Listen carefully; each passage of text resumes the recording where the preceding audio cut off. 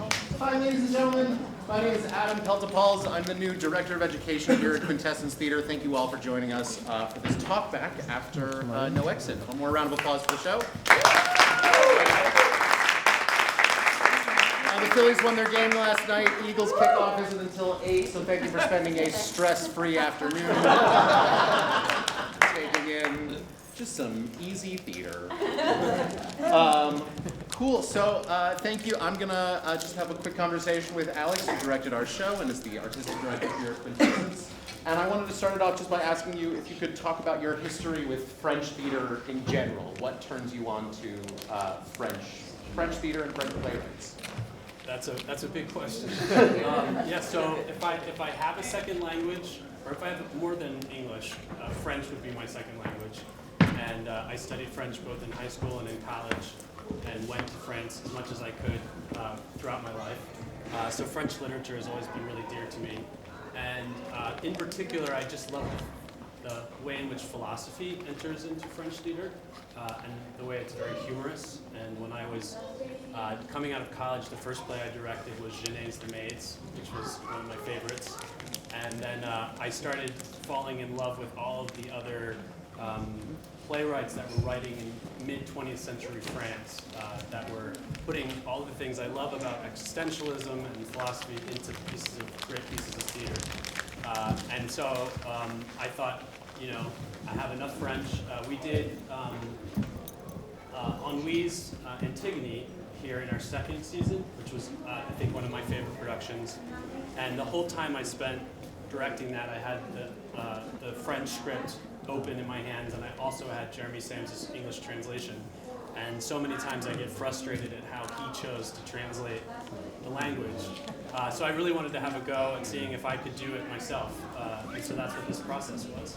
Yeah, so talk a little bit about how that process started. I know you had a contact with the Sartre estate at some point to basically get their assent to do it. Yes. So there are two very famous English translations of No Exit that are traditionally done in England and the United States. The American one is the Pelta-Pauls translation, which is fantastic, but it also really strives to kind of clarify a lot of the ideas of the philosophy in English, and he kind of really expands some of the narrative, and also just changes some random things that I don't quite understand. So I had read it again, and I knew I wanted to do No Exit, and I wrote to the estate and said, I love the translation, but I think I can do one that's even cleaner.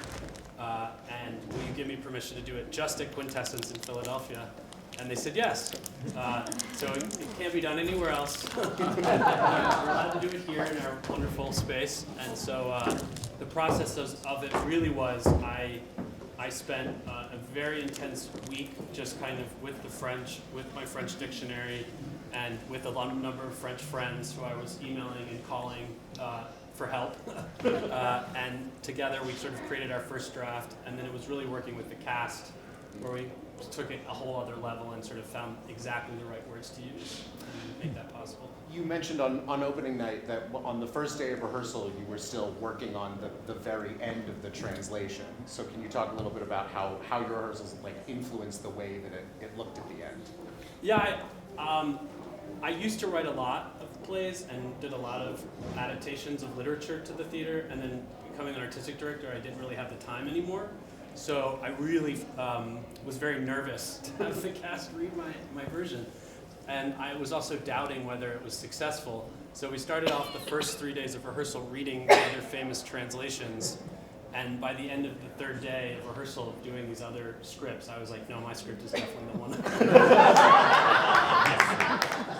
So it was kind of like my way of, testing out the water and getting the cast prepared. And what was really great about that was that by the time that we were all working on the adaptation we ended up going with, they already knew literally the essence of what almost every thought was and what the characters were saying in Sartre's intention was. And so that was really amazing, and they were so generous with their time and their energy. So, speaking of Shaw, yes. doing this in rep with Major Barbara, I think, gives you a really unique perspective on specifically these two pieces. So what, during your directing process, what kinds of overlap did you find between this and Major Barbara?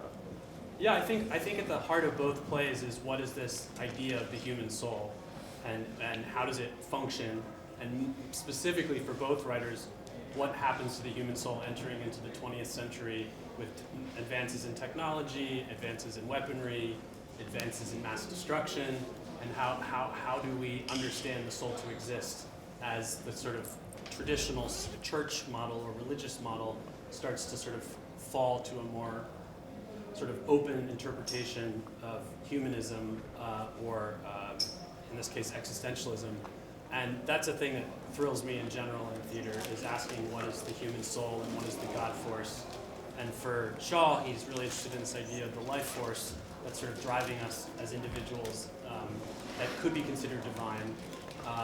And what I love about No Exit is here we have one of the fathers of existentialism who fundamentally doesn't believe in the idea of a hell necessarily, and he writes this fictional piece to challenge us to consider what is the human soul, what is existence, what if there is an afterlife, what is that afterlife, and what is our ultimate free will, both in our own lives on Earth, and then more importantly, after we've moved on to whatever the next world is.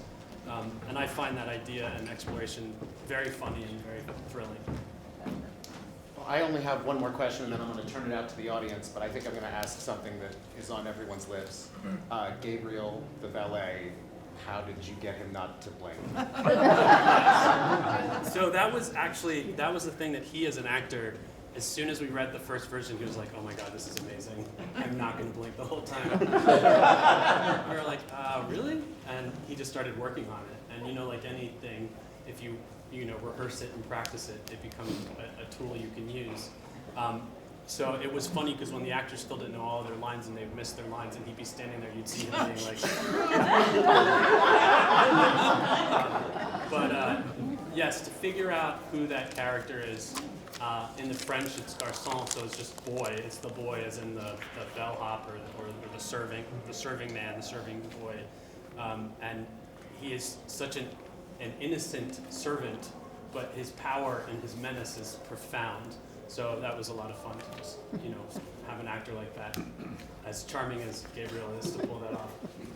It's so off-putting, but it's one of my favorite parts of the show. I'm going to turn it out to the audience. Would anybody like to ask a question? I'll try to make sure everybody hears the question before you answer. Yeah.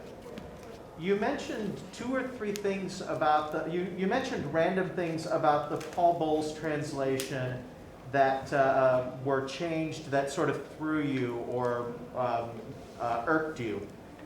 Could you just name two of those? Well, one of the character of Garcin in the French is based in Rio, and then when he runs away from this war-torn country, he goes to Mexico. That's in the Sartre. I think it's fascinating and random that that's where he's from when everyone else in the play is seemingly from France, but in hell, it's an international house. In the Pelta-Pauls translation, I think he was anxious about that, so he moved Garcin back to Europe and kept it more nuclear, which I thought was too bad. And then in each of the passages in French where each individual describes what their, for lack of a better word, was crime was that got them to hell, in the French it's just a series of fragment statements that you kind of get to fill in a lot of the colors, nothing is spelled out as a narrative. And in the Pelta-Pauls, he really kind of goes that extra step and kind of tells you what his interpretation of the fault or crime is, which I think is a disservice to, as Sartre would call it, bad faith to the characters. Back there. Yes.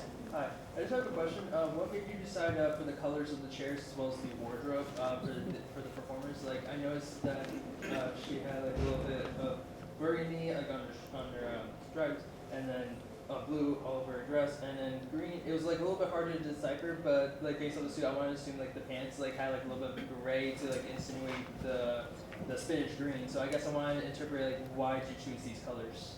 So the color choice was actually Sartre's. he calls for this setup, and he also calls for it to be knockoff Second Empire furniture. And in this world, that's an interesting thing. And this chaise is actually called a conversationalist, and it was actually a Second Empire design that they had. So we found this on Amazon, which was great. So it actually is all kind of very, very loosely knocked off, according, just like I think Sartre.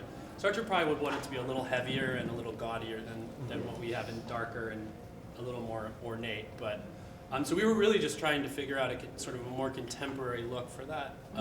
The clothing is also described specifically for Estelle as being in a blue or heavenly ball gown. Right. So those were the things we took. The wonderful Melody, who was playing Inez, she really wanted Inez to be in pants.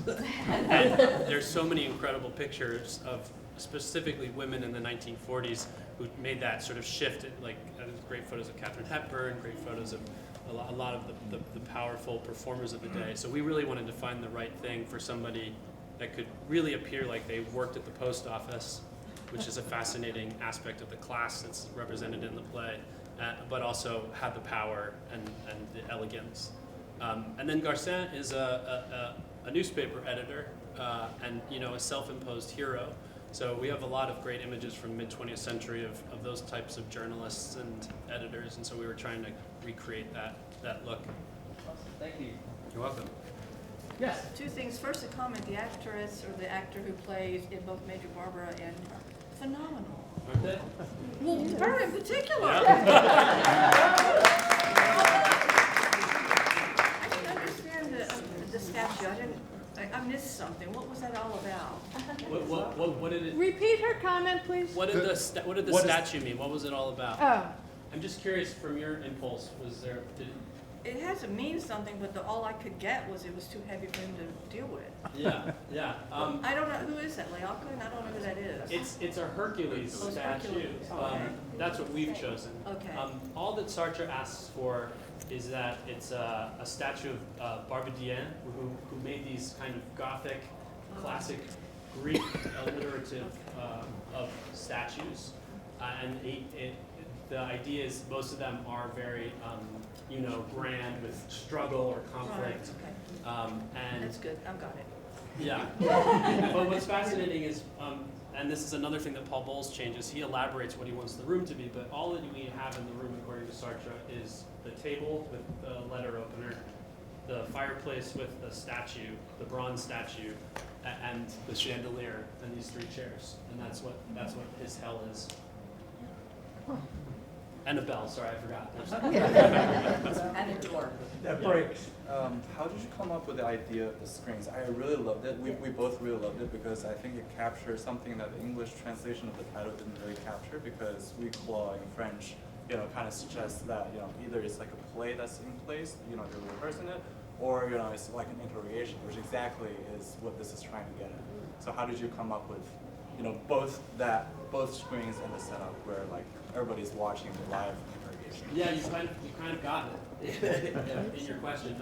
I would take your translation one step further, huis clos, and it also to the French means like in chamber or on camera or in camera, and that's that space. we can't hear. We can't hear. Huis clos. Or we couldn't hear the question either. So the question was, where did the design inspiration for the two screens come from?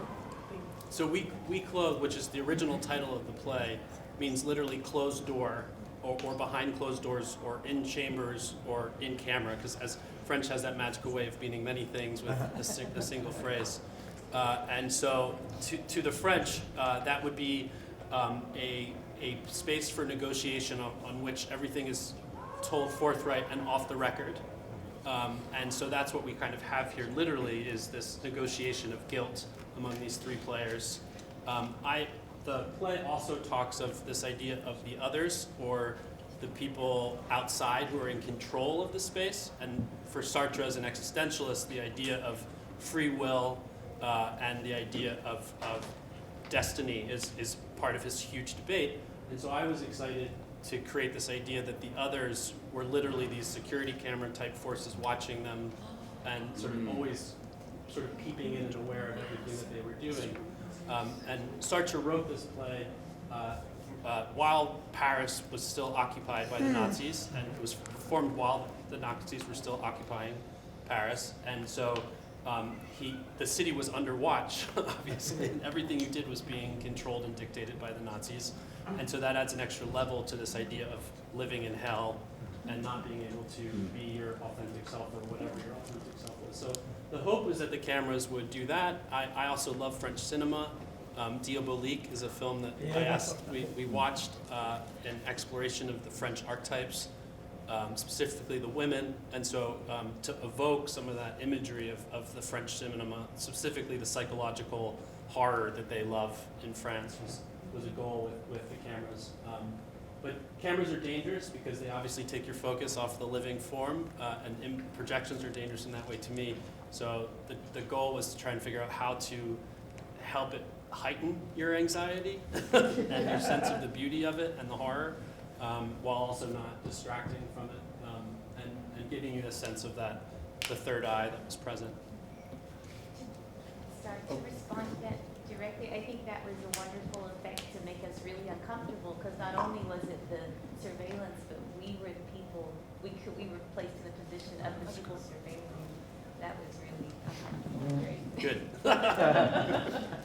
You've spoken before about the inspiration for performing this being coming out of COVID a little bit, and I think you're drawing a little bit of a parallel between that and like occupied Paris. I wonder if you could speak on sort of the push behind, a closed chamber where you're locked in with other people. Well, yes, I mean, I think that's what we all experienced, at least for that first month, where we weren't literally allowed to leave our homes. And I remember wanting to go for a walk in the park and thinking I might get arrested or get a ticket, which was something I had never experienced and hopefully will never have to experience again. And the idea of this play is that hell is being stuck in a space with certain people, and I was fortunate enough to be stuck in a space with people that were not hellish to me, but I did know people that were literally stuck in hellish spaces with friends, and so I was interested in letting us process the trauma that we all went through in that isolation of being locked in rooms with people, and hopefully more successfully than these three. And one of my favorite parts of this play is the fact that the door does open in the play. They are given the option, the choice to walk into the unknown. They don't know what's going to be out there, but they can leave the room. And each one of them chooses to, in fact, stay in the suffering that they have found, than make the risk of a brave new world where they might not feel the same way. Yes. Well, I've really enjoyed the production, and I enjoyed your script. And could you say something more about the restrictions on? So you couldn't publish this script, or? As of right now, no. What I'm allowed to do is just perform it for these 5 weeks here in Philadelphia. So I might send them the videotape and say, and quote you and say it should be published, and maybe they'll change their mind. But yes, what's really interesting in drama, in the world of dramatists in general, is that a lot of the writers of the mid-20th century, their estates or their estate holders are all passing on now.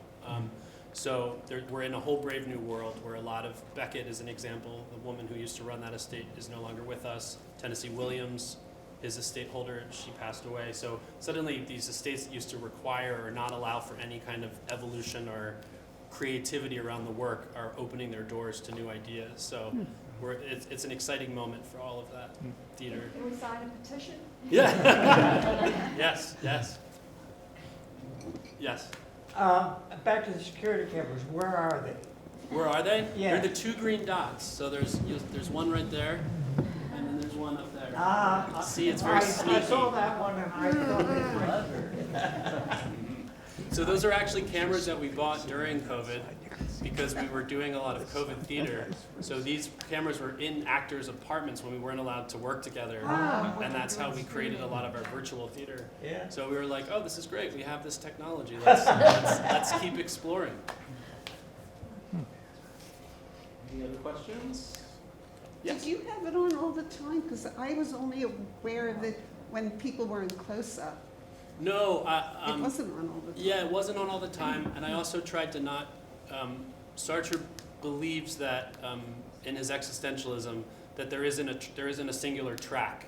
That to understand your existence is to understand that it is a constantly evolving idea, and that your responsibility as a human is to always check in with yourself to know who you are and know why you exist, and that it's never a constant. That's my favorite thing about existentialism.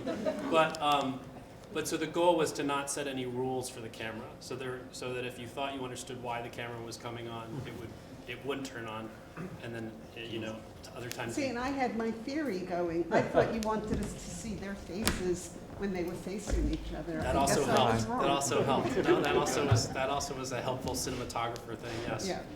Also with the cameras, I wasn't sure whether we were watching something live, that was happening in the moment, or if we were watching a recording of something like from a rehearsal or whatever. And I think that just added a little bit, for me, to the paranoia. Yeah. Because, people who tape things are taping things all the time, and then they're showing people the things that they have taped and have recordings of. Yes. Yeah. One more in the back. It was all live though, just so you know. Yeah. So what's the likelihood, like after stage goes off and like the play ends, what's the likelihood of the doorman bringing in somebody else after like the play is said and done, like another guest arrives and it's all over again? So we Sorry, just to repeat the question. What is the likelihood of another guest arriving after the play ends? Another play. We all talked about just the possibilities of that, or them leaving, or what does the final line of the play is, and we continue. And it's interesting to reflect. There are a number of plays from this era and style where people are stuck waiting or in process. I think, well, I don't know, Jay, what did we come to agree upon? I mean, the first thing was that we really are, the three of us, just tailored so perfectly to each other in being each other's hells, that if anything came in, it would actually just mess everything up. Whereas and then we also thought about, well, what happens when we leave the room? Do these thoughts still exist? Do we exist? Do we still exist in somebody else's mind once we leave that door? And that's when it starts to get even scarier. of just dissolving into nothingness. Yeah. So that's kind of what we talked about there. There are a number of essays written about the next act of No Exit, so you're not the only person with that thought question. Why do you make the doorbell functional before the mail left the room, but it doesn't work out afterwards? Well, that is an act of genius on Sartre's part. He asks for it to work, and he asks for the bellhop or bellboy to be surprised that it works. Okay. And again, I think that in Sartre's mind just creates this sort of chaos or anxiety over just the functionality of the room. But only for the first minute. But only for the first minute, yeah. Yeah, similar to the door never opening and then suddenly it opens open. If you could have an entire course about this play exploring this idea of, because the play sets up this idea that there is no chance, that everything in this room has been set up purposefully for inflicting as much pain as possible upon these three people, psychological, most importantly. And it's interesting to think that this existentialist that fundamentally believes that everything is chance is creating that construct for us to explore this idea of existence. So I feel like that's what he's really having fun with. Like a normal door. Yeah, exactly. I saw Major Barber, so I do concur. Very good, well done. But what Can't hear her at all. We'll repeat her in a second. We'll repeat in a second. So back to the cameras, just real quick. So when they when the cameras first came on the first time, I just want to put my experience was that there was another person in the play. Like there was this, you know, evil or outside being, and then I kept wondering when was the person going to come and look again. Yeah. And I just thought it was really well done and made me always, you know, I just was wondering when were you going to, you know, show us again? When was that person going to look to see how chaotic it was getting in the room? Yeah. So it was really another person for me. Good. That was in the play. Excellent. Thank you. That was the intent. Yeah. Well, thank you all so much for joining us. And if you haven't, we hope to see you next week for Major Barbara.